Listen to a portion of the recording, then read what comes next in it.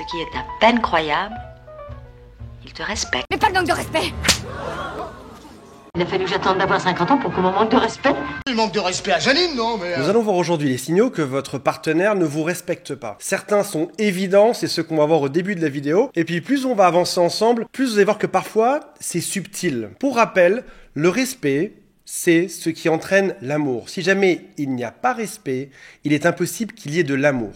Peut-être que vous connaissez le docteur John Gottman, qui est surnommé l'homme qui peut prédire le divorce avec plus de 90% de précision, et le mot respect revient tout le temps dans ses textes. Il dit notamment qu'il y a les 4 cavaliers de l'Apocalypse qui viennent détruire le couple, qui s'appellent la critique, le mépris, la défensive et l'obstruction, et tout ceci ont comme racine le respect, et donc l'idée lorsqu'il propose ces textes, c'est d'arriver à retrouver le respect dans les relations. À noter que si dans votre relation il n'y a pas de respect, c'est aussi quelque chose qui peut se corriger. Je ne suis pas ici aujourd'hui pour vous séparer, mais pour que vous trouviez ensemble des façons de rétablir le respect. Je t'aime, je t'aime, je t'aime. Il peut y avoir une espèce de phénomène qui s'appelle le « pourquoi j'ai accepté ça ?» Parce que peut-être que tu as été éduqué à tout accepter, peut-être comme papa a tout accepté, peut-être comme ta mère a tout accepté. De manière évidente, ceux qui acceptent tout se retrouvent bien évidemment en couple avec ceux qui n'ont aucun respect et qui vont tout leur faire subir.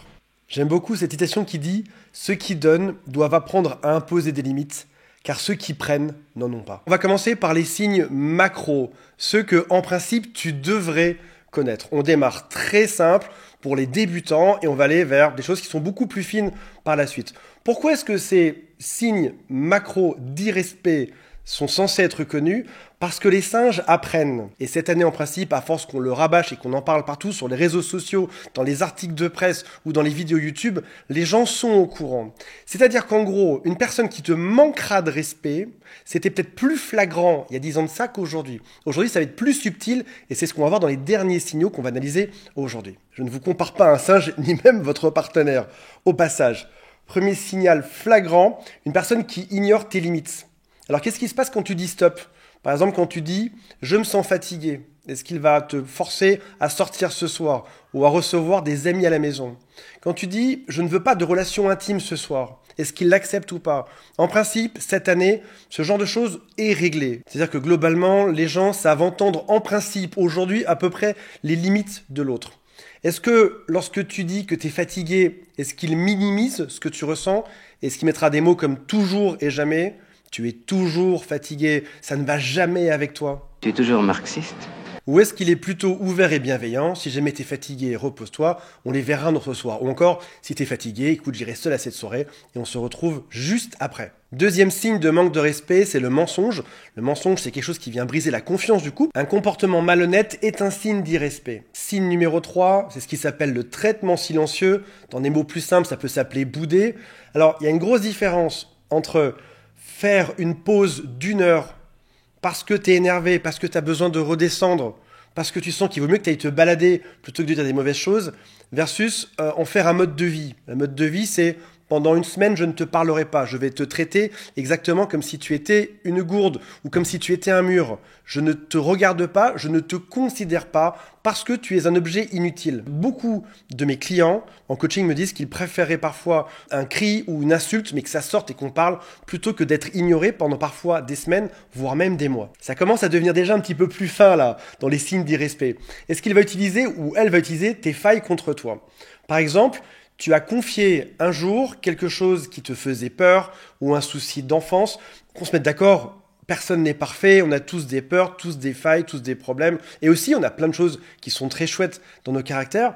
Mais est-ce que cette personne a été prendre l'une de tes failles et les a dévoilées à tout le monde ou s'en est moqué de toi ? Alors ça peut prendre 2 formes. Soit vous êtes en tête à tête et ce que tu lui as confié, il va l'utiliser contre toi. Tu lui confies par exemple que c'est compliqué avec ta mère et il te ressort par exemple en soirée à un dîner, finalement ta mère avait peut-être raison, donc tu lui confies une faille, il s'en sert juste après. Ou alors sinon ça peut être aussi en société, tu lui as avoué quelque chose et il va le répéter à tout le monde par la suite. Encore une fois, on fait la différence entre avoir une transgression de cette règle-là puis s'excuser versus en faire un mode de vie que tout ce que tu lui racontes soit systématiquement raconté à tout le monde. Est-ce qu'il y a des insultes? Est-ce qu'il y a des menaces? Est-ce qu'il y a des cris? J'irais même jusque du sarcasme.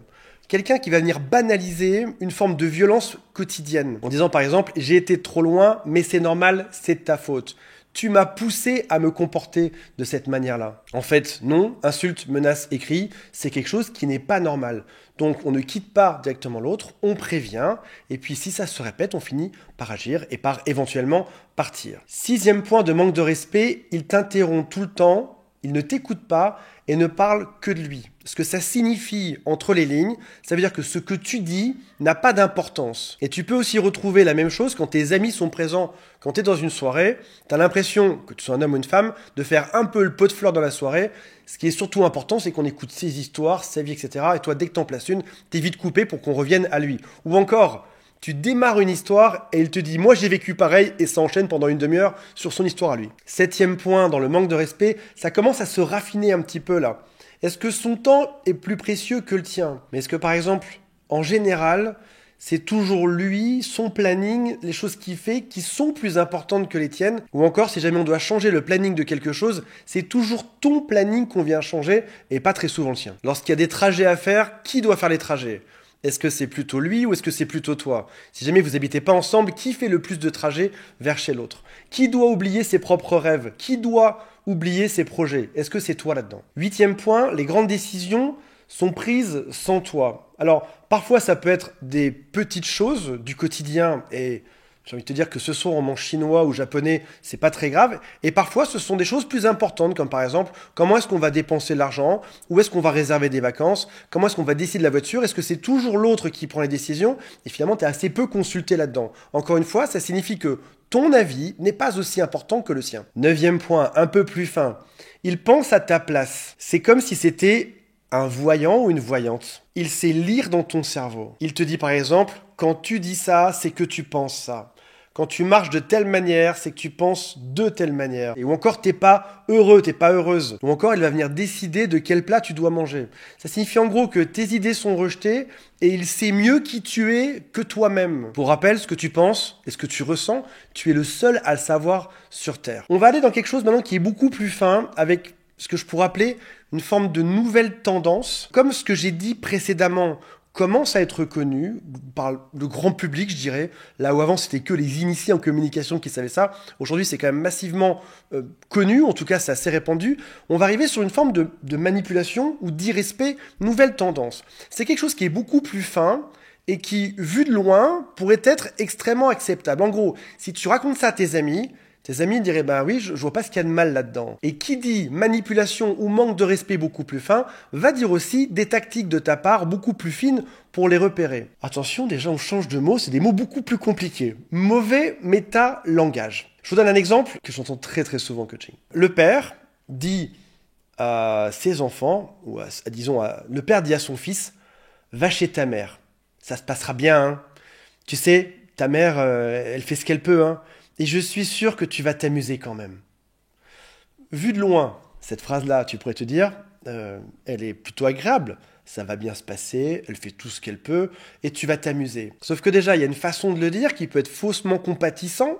Oh, tu sais, c'est un gentil garçon, c'est une gentille fille. C'est pas du tout une gentille fille quand on dit ça. Ça veut dire l'inverse. C'est-à-dire que c'est une pauvre fille ou un pauvre garçon et que j'ai pitié pour elle. Et le quand même, à la fin, vient tout ruiner. Donc, c'est des phrases qui sont dites aux enfants, par exemple, qui sont des manques de respect, mais c'est des phrases que tu peux aussi entendre, toi, dans les phrases du quotidien. Allez, fais-moi un plat, essaye de cuisiner, je suis sûr que tu vas quand même t'en sortir, tu vas quand même y arriver, tu vas mieux réussir que la fois précédente. Vu de loin, ça peut être extrêmement positif, je crois en toi, tu vas le faire et ça va être moins loupé que la fois précédente. Mais qu'est-ce que ça veut dire dans la réalité ? Ça veut dire que tu cuisines mal, qu'il en a rien à faire et qu'il te rabaisse gentiment sous couvert de phrases qui sont socialement acceptables. Prenons une mère qui dirait à sa fille « Je ne te demande pas de détester ton père ». Si ça se trouve, la petite fille, une seconde avant, elle était juste contente d'aller voir son père ou sa mère. Et tout d'un coup, je ne te demande pas de détester ton père. Qu'est-ce que ça veut dire pour la fille? C'est-à-dire que potentiellement, il y a donc des raisons de détester le père, dont elle n'était même pas en conscience jusqu'à aujourd'hui. Tu sais, ta maman doit faire des efforts parfois aussi pour comprendre. Dans ce type d'irrespect, il y a une forme de mauvais métalangage. Le métalangage, c'est ma façon de prononcer les choses, c'est tout ce qui n'est pas du langage oral et parlé. C'est ma façon de communiquer avec mes yeux, avec le ton de ma voix, et on est sur ce qui s'appelle une incongruence. Drupi qui disait « I'm happy », je suis heureux, n'était pas quelqu'un d'heureux, c'était quelqu'un qui faisait la grimace. Et on a plutôt tendance à croire le non-verbal que le verbal dans une situation.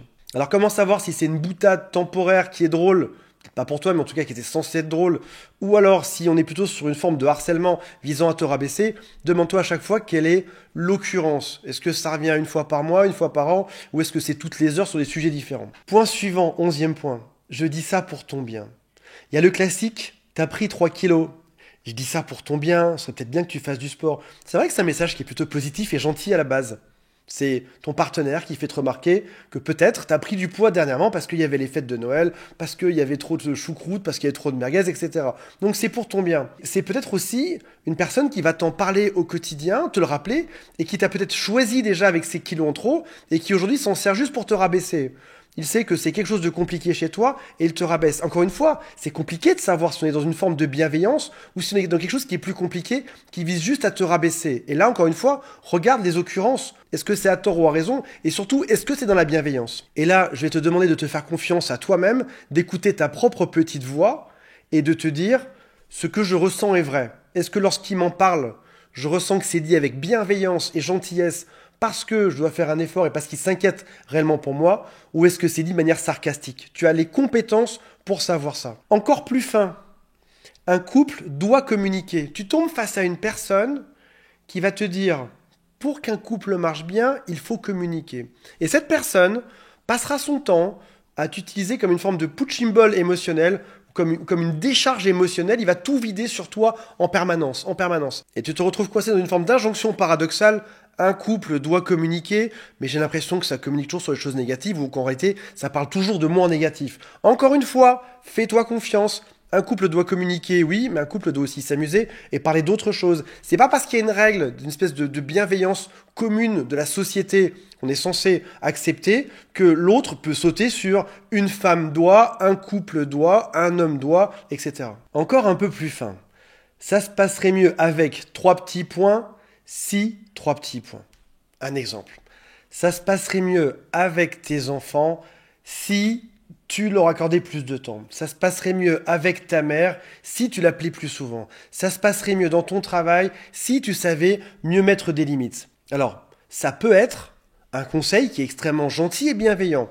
Génial, tu me donnes des conseils pour que ça se passe mieux avec mes enfants. Sauf qu'en réalité, déjà pour commencer, est-ce que tu as demandé un conseil à l'autre? Est-ce que l'autre est au courant précisément de la situation? Si on te donne ce conseil une fois, et que tu essayes, parce que tu estimes qu'il est cohérent, et que ça ne fonctionne pas, ne laisse pas l'autre te ruiner la vie à te répéter 100 fois ce même conseil sur des années. Tu devrais faire ça avec tes enfants, j'ai déjà dit 1000 fois, etc. Ne laisse pas faire. Demande par exemple, est-ce que je t'ai demandé un conseil? Tu m'as déjà parlé de ça il y a pas longtemps, j'ai pris ça en considération, je m'en charge maintenant, je suis un adulte. Je m'en charge maintenant. L'autre va te dire, mais c'est pour ton bien que je dis ça, parce que t'écoutes jamais rien. Et tu vois, un bon manipulateur va aller sur le sujet sensible dans ta vie. On a tous un sujet sensible, que ce soit ta mère, que ce soit tes enfants, ton travail. Le bon manipulateur, il va aller dessus. Et il va te donner un conseil, tout en sachant pertinemment qu'il n'y a aucune chance que ça se résolve. Admettons qu'à ton travail, ton chef soit un fou. C'est pas en changeant une chose que ça changera les choses. Ton patron restera fou. Pas parce que ta mère a des soucis mentaux que un peu plus d'appels ou se comporter différemment changera les choses. Mais il va t'envoyer dans la gueule du loup en te donnant des conseils tout en sachant que ça ne marchera pas et tu vas t'écraser. Et il y aura quelque chose d'assez jouissif pour lui à te voir échouer sur ce point sensible. Pour ma part, à chaque fois qu'on me donne un conseil dans ma vie, je l'écoute. Mais lorsqu'on me donne un conseil sur un sujet très sensible, j'attends une seule fois qu'on m'en parle et c'est tout. J'ai pas besoin de plus. Je prends ça en considération et je m'en charge. Et je remarque que si une personne revient plus souvent sur ce problème en insistant à chaque fois, c'est qu'il y a peut-être un début de manipulation. Parce que le risque là-dedans, c'est que tu échoues et que l'autre te mette la tête dedans. Tu vois, avec tes enfants, tu n'y arrives pas. Hop, la tête dans ton seau, plein d'excréments. On s'entend bien, je dis pas qu'il faut jamais écouter les conseils des autres. Je dis juste qu'il y a un point de vigilance. Le 13e, très classique, c'est de rappeler tout le temps les erreurs du passé. Encore une fois, point de vigilance. Une personne qui te rappelle plus qu'une fois ou deux un point du passé est une personne dont il faut se méfier. Tu n'as pas à avoir une sentence à vie pour ce qui s'est passé dans le passé. On fait tous des choses bêtes. Parfois, ça arrive, tu n'es pas redevable de cette personne. Alors, quelle est la limite fine sur les quelques derniers points qu'on a vus entre la bienveillance qui est possible et le manque de respect? Tout d'abord, on l'a vu, c'est comment est-ce que toi tu le ressens. Est-ce que je me sens bien quand on me donne ces conseils? Est-ce que je vois une personne qui est honnête? Ou est-ce que je sens une forme de malaise? À quelle occurrence? J'en ai vu plein de fois là-dedans. Est-ce que ça revient souvent ou est-ce que l'autre te parle aussi d'autre chose? Et puis, pour finir, un test qui ne loupe jamais, c'est le test du double standard. Et si moi je fais pareil dans sa vie, qu'est-ce qui va se passer? Garde toujours en tête que dans un couple, il ne devrait pas y avoir de double standard. Est-ce que quand je ressens une forme de gêne dans une discussion, est-ce que moi je serais autorisé à faire pareil? Je dis même pas qu'il faut le faire. Pose-toi juste la question de est-ce que moi, l'autre me permettrait de me comporter de la même manière ou pas? Et tu auras très vite ta réponse. Voilà mes amis, j'espère que ça vous a intéressé. Vous pouvez vous abonner si vous le souhaitez. Et il y a mon téléphone juste en dessous pour m'appeler. Salut à tous, bye.